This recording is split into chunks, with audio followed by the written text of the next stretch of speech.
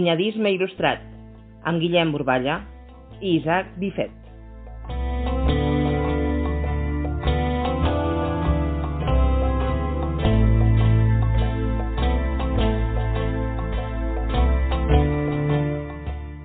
Bon dia, amics i amigues, Déu vos guard, una del migdia, 28 d'abril del 2020. Feliç sant a tots els Peres, a les Valèries, als Prudencis.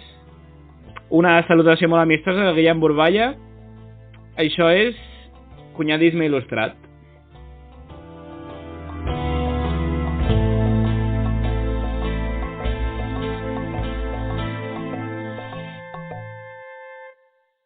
Anem amb el temps. Cel clar ponent, boira a Cervera i núvols als Pirineus. A partir de demà poden aparèixer per la plana i divendres sol a tot arreu.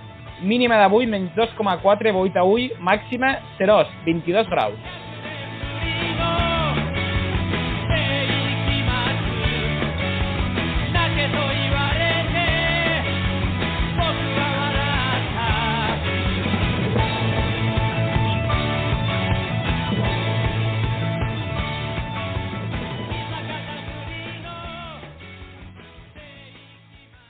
Temps de tertúlia, tornem a estar aquí amb l'Isaac. Bon dia, Isaac. Bon dia, Guillem.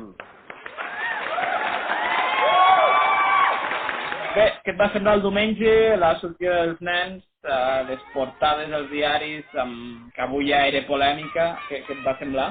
Com vas veure Lleida? Doncs, bueno, jo vaig anar a les 9:30 del matí, vaig anar a buscar el diari i en aquell moment hi havia molt poca gent pel carrer i jo pensava que hi hauria molts pares i família, però no.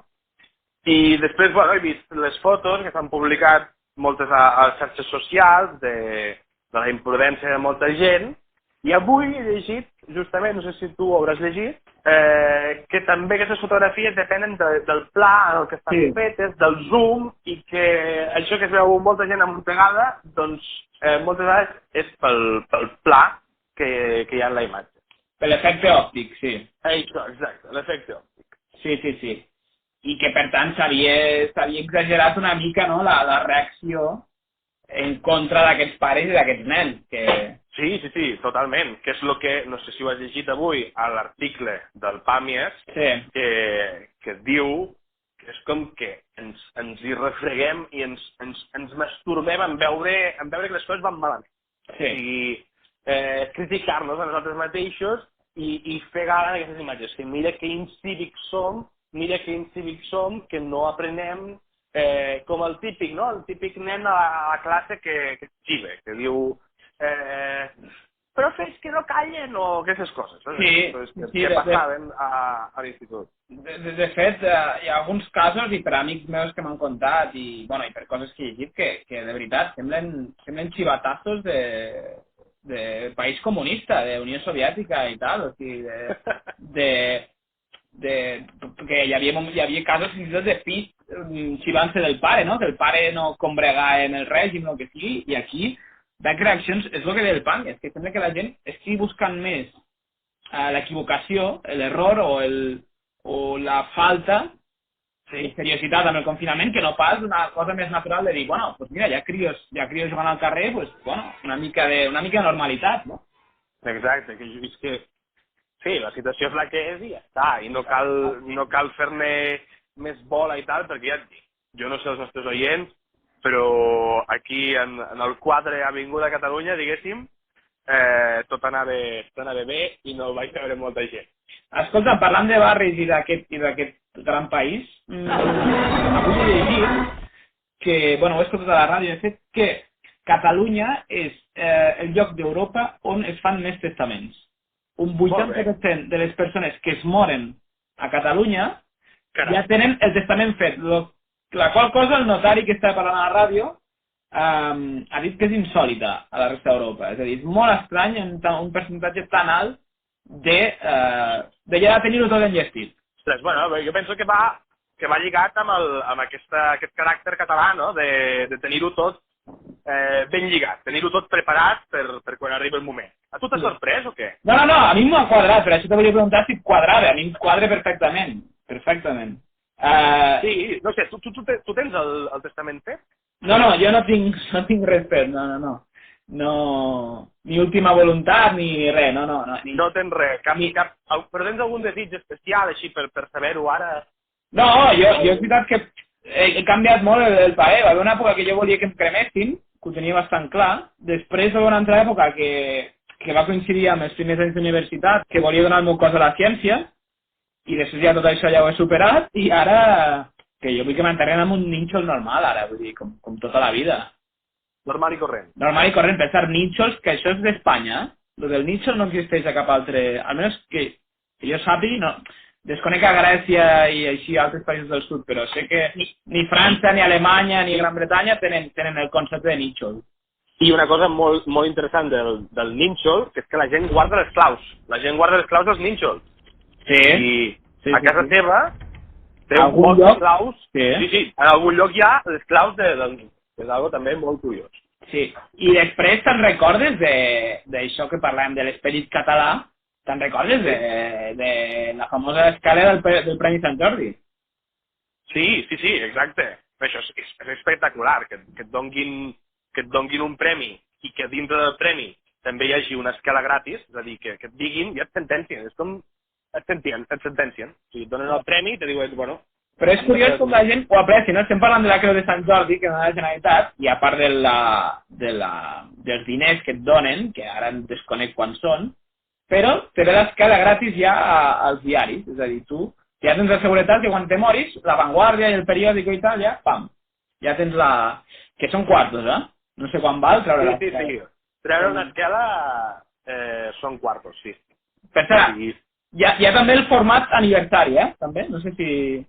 És a dir, sí, també l'he vist. El format aniversari és entranyable. És a dir, avui fa 20 anys que Doña Paquita... Sí.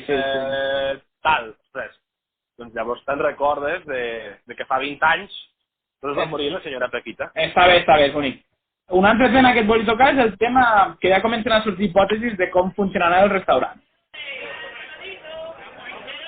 Com anirà la distribució de sala i la de... No sé si ho has pogut llegir. Sí, m'ho han comentat, no ho he llegit, no sé fins on arriba el rumor i la veritat, però s'està parlant de que se faci amb tandes de 90 minuts i que en lloc de 2 torns per dinar o per sopar hi hagi 3 torns. És a dir, s'amplia horari de dinar i de sopar. Doncs suposo que sí, que s'ampliarà l'horari i es farà com un macrohorari que englobarà l'horari europeu i el d'aquí. És a dir, per entendre... Sí, puguis entrar com un alemà a les 12 i puguis sortir com un bon espanyol del sud o del nord, igual, a les 4. Exacte. Bueno, llavors suposo que tindran avantatge els llestos que aniran al torn del final perquè tindran més temps. La sobretaula i tal. Sí, és que potser arriba un punt que et diran el postre minut 65 de l'àpat, saps? I ja ho tens tot com molt estructurat. Sí, exacte. Per cert, molts restaurants també falta per veure si estan a l'altura, perquè hi ha restaurants que 20 minuts i no t'han portat la carta encara. Sí. Bé, aquests restaurants s'ho hauran de fer mirar, i patiran. Patiran, perquè aquí, bueno, sí, 90 minuts, la majoria, vale, ho poden fer, però bueno, n'hi ha algun que Déu-n'hi-do, el que t'esperes. Entre plat i plat, la mítica espera de plat i plat, que hi ha vegades... Quan creus que ha de ser aquesta espera de plat i plat? Bueno, jo prefereixo esperar-me pel primer. Sí? Prefereixo esperar-me 5 o 10 minuts més pel primer, que no pas que després me facin esperar 15 entre plat i plat, o 20 fins i tot, 20 doncs, també. Jo prefereixo esperar-me entre plat i plat, la veritat. És a dir, quan arribo, m'agrada que se m'atengui ràpid i menjar el primer ràpid, i després, és a dir, jo no tinc aquests problemes de la digestió, diguéssim, i prefereixo esperar 10 minuts, 15 minuts, que hi hagi temps de fer-se una copa de vi, de matar el temps amb aquestes petites... Mirar les estovalles, mirar si t'ha quedat alguna cosa. Sí, però depèn de lo que t'hagis demanat de segon, ja no estàs en forma. Si tarda molt, ja no estàs amb... A no ser que menges molt lent, claro, que aquí... Clar, jo menjo molt lent. Hi ha gent que menja molt lent, ja està llarga i sempre no li cal esperar. Això és una estratègia molt adequada, també. S'haurà de veure com ho farà. I després està, ja tanquem el tema, però està un perfil que jo que he fet de cambrer és odiós, que per exemple tens un grup de 20 persones, tothom acabat, hi ha una persona que encara tarda 15 minuts a acabar, el qual vol dir que el cambrer no pot anar a demanar segons o a demanar postres, per exemple. Claro, que s'han de portar tots junts. Claro, què passa? Que la resta de gent s'ha esperat aquests 15 minuts que ha tardat aquesta persona i després, si per exemple el restaurant està a tope, per exemple, fer 20 postres costa molt rato. ¿Vale? Sí. Què passa? Que ens hem hagut d'esperar aquests 15 minuts per ell i després tots hem d'esperar 15 més a que es facin els 20 postres. Clar, és un suplement de més 15, que això fa uns 40 minuts per esperar el postre. I és culpa d'aquesta persona. És culpa d'aquesta persona. La pobra persona no té cap culpa de menjar lent. No, sí, perdona. Que digui, demaneu ja postres o el que sigui, perquè és que... A veure, si sou 20 i 20 acaben, ¿vale? I hi ha una persona que fa un més 15, vull dir, el problema és d'aquesta persona, perquè és una qüestió de números, d'estadística. Si tothom ha pogut menjar en aquell temps, per què tu necessites 15 minuts més? Clar, totalment, estic d'acord. Pobra aquesta persona que menja tant. Mosquit tigre, no sé si ho has catat, també. Sí, bueno, és un tema que a mi m'interessa molt tocar-lo, és un tema que fins i tot el tinc estudiat i bueno, molt preocupat perquè ara estem a casa, ja podem ficar les mosquiteres perquè arriba ja el mosquit tigre. I el mosquit tigre, per qui no ho sàpigui, és un mosquit que prové de l'Àsia, que porten molts anys aquí a Catalunya i fa unes picades molt dures. I jo li tinc molta por. O sigui, jo he arribat per una picada de mosquit tigre, jo he arribat al vòmit, a la diarrea i quasi a l'amputació de cama. O sigui... No pot ser que pateixis una certa hipocondria... No. El mosquit tigre és perillosíssim i... Bueno, sí, però bueno, jo, per exemple, no n'he vist mai cap de mosquit tigre. Pues jo sí. Jo et podria dir que tots els llocs on m'han picat els mosquits tigre. És a dir, podríem arribar des de Santa Maria de Meià, allí m'ha picat diversos mosquits tigre. Sí. A Sant Cugat, per exemple, també m'ha picat molts mosquits tigre, que allí on va arribar primer, per cert. I a Tremp, fins i tot, m'ha arribat a picar un mosquit tigre. A Lleida, per sort, la figura del mosquit tigre ja l'ocupa la mosca negra, que encara és més temuda, per mi és més temuda i és molt més perillosa perquè aquesta fa sang. I ja quan hi ha sang en una picada, ja no pinta bé. O sigui, algo que et fa sang sembla més xungo que algo que no em fa. Sí. Llavors és més fort. Jo no sé com és una picada de mosca negra, la veritat és que no... Sí que és veritat que hi ha hagut a vegades a la meva vida que m'han picat coses que no sé el que eren, com unes ronxes així com en filera i tal, no era puça tampoc, perquè sé com és el de la puça, i sí, piquet molt i ja està. Puça? Com? T'has mogut molt entre pusses o què? Puça, Déu-n'hi-do? Sí, perquè puça... Has dormit en pallers o què? No, però puça a la muntanya n'hi ha, vull dir, a la muntanya no està relacionat amb la brutícia, forçosament, és a dir, al Raval potser sí, però a la muntanya no és que la casa estigui bruta, sinó que les pusses estan... Al Raval, quan vivies al Raval, t'havien picat pusses? No, la veritat és que ho he dit així, però al Raval no m'han picat pusses. Al Raval, al pis, vam tenir una alarma de sarna en una ocasió. Al final, sí, això... Que això és heavy metal. Això ja és heavy metal. Sí. És Final Boss. I nosaltres, al final va ser falsa alarma, i de fet al pis del Raval on vaig estar anteriorment, quan van entrar, un dia si vols podem fer una trucada que ens ho expliquin en directe, van tenir xinxes i també xungo, vull dir, també bastant mal rotllo perquè és allò que tu saps que aquella cosa està al llit però no la pots acabar de... No, la xinxa també és un ser diabòlic i repugnant que fins i tot, mira, a Sud-amèrica hi ha un tipus de xinxa que quan tu dorms se't fica a la boca i et comença a xupar sang dels llavis. Curiós. Sí, terrible, imagina't. És com si tens un somni humit, no? I tu, però no estàs donant cap petó, és una xinxa que t'està xupant el llavi, bàsicament. Bé, en fi, deixem aquest potser una mica tema escabrós, no?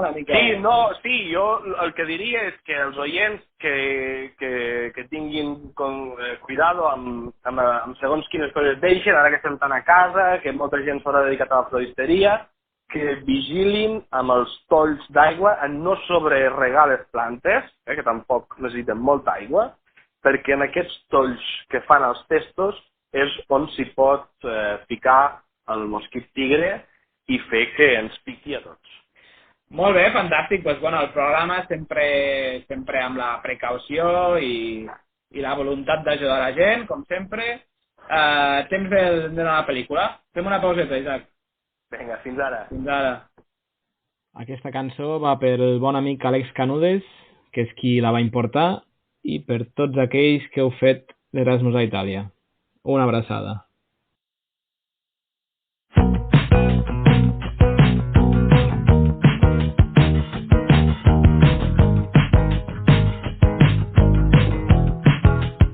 Allora quindi è vero che ti sposerai. Ti faccio tanti cari auguri, se non vengo capirai. E se la scelta è questa, è giusta, lo sai solo tu. È lui l'uomo perfetto che volevi e che non vuoi cambiare più. Ti senti pronta a cambiare vita, a cambiare casa, a fare la spesa e fare i conti a fine mese, la casa al mare, ad avere un figlio e un cane, ed affrontare suocera, cognato, nipoti, parenti, tombole a Natale, mal di testa ricorrente, tutto questo per amore. E partirò per dimenticare. La pel·lícula.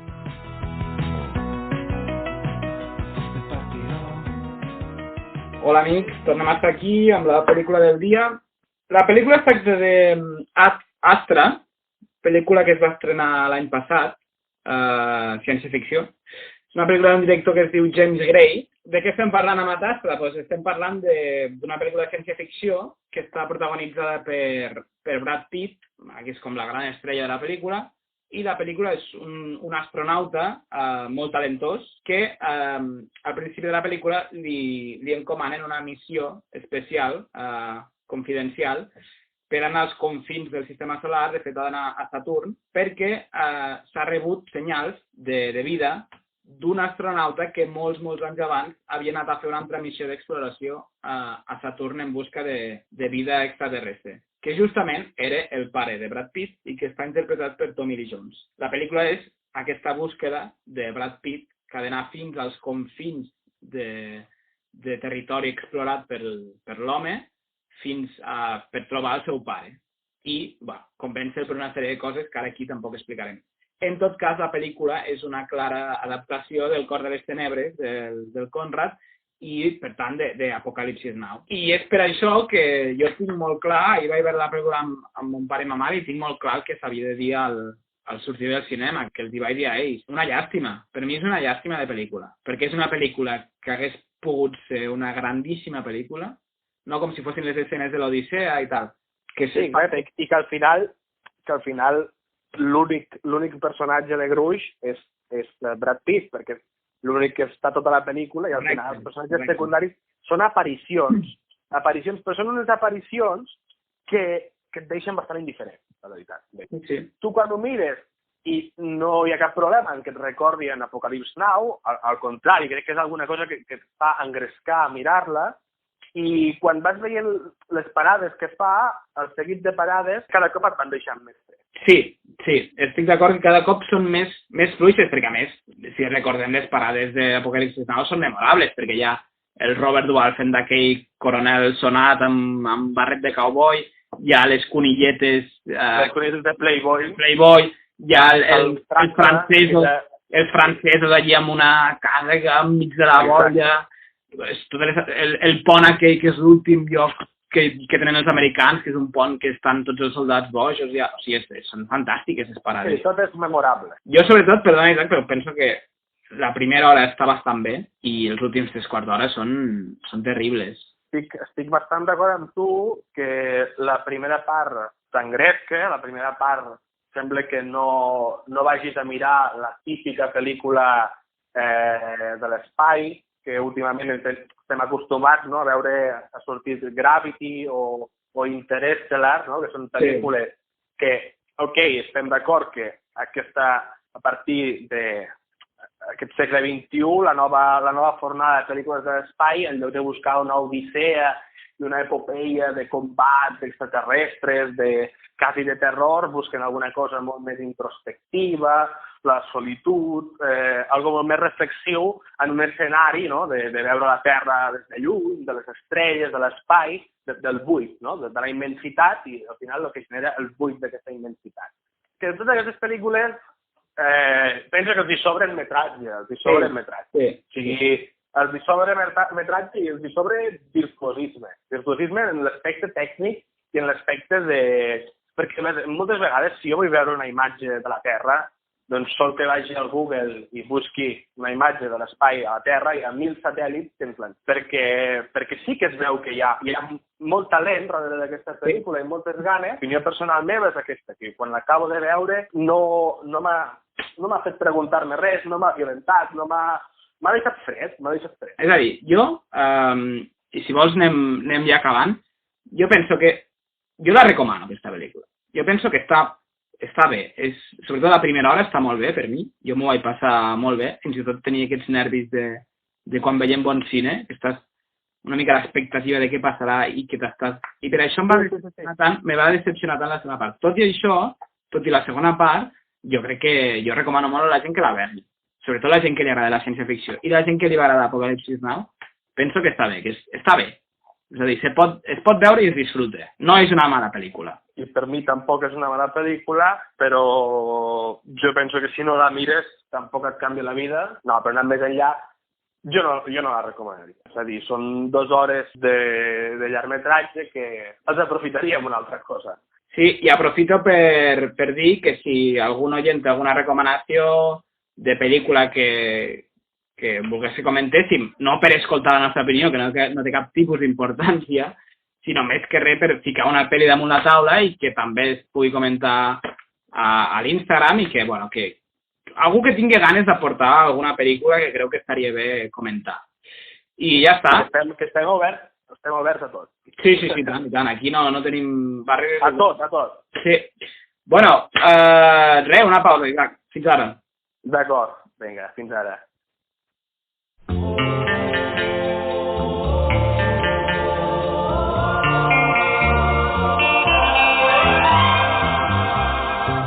Un bon matin, je sais que je m'éveillerai différemment de tous les autres jours. Et mon cœur délivré enfin de notre amour. Et pourtant, sans un remords, sans un regret, je partirai droit devant moi, sans espoir de retour. Loin des yeux, loin du cœur, j'oublierai pour toujours. Et ton corps, et tes bras, et ta voix, mon amour. El personatge. Et pourtant, je n'aime que toi. Et pourtant, je n'aime que toi. Et pourtant, je n'aime que toi. Et pourtant, j'arracherai sans une larme, sans un cri.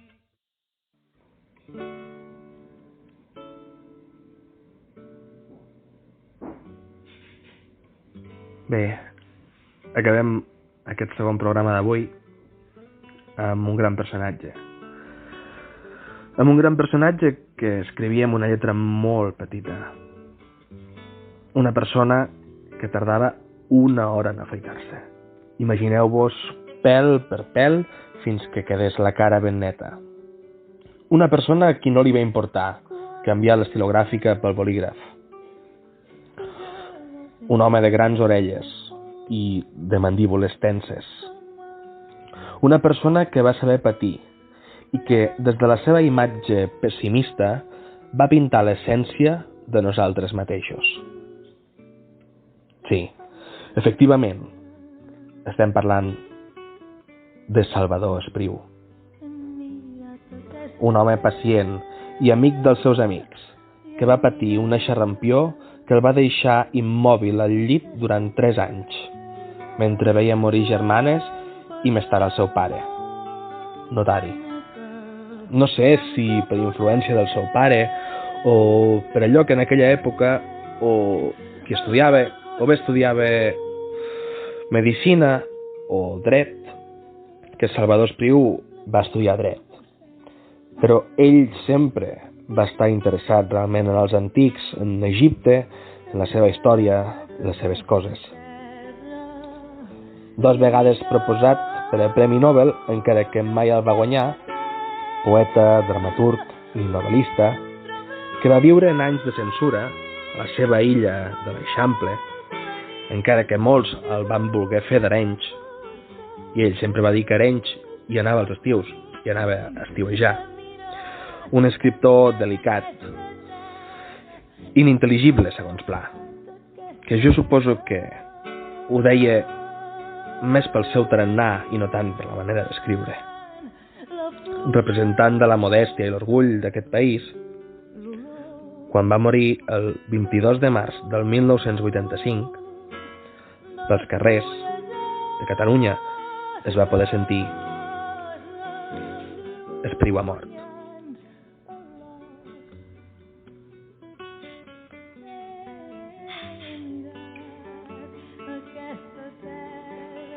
Moltes gràcies, estimats oients, per seguir-nos un dia més, per escoltar-nos i fins la pròxima. Des d'aquí, una forta abraçada. A reveure. Dels meus morts que riuen d'estar sempre junts.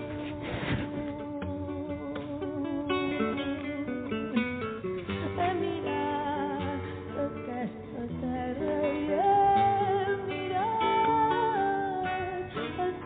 aquesta terra mentre m'embelleixo en el llarg que es força a passar la rella damunt els records.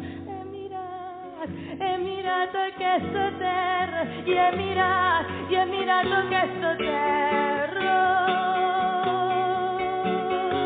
quan l'estiu s'ajaça per tot adormit amb l'ample silenci que espenen els grills.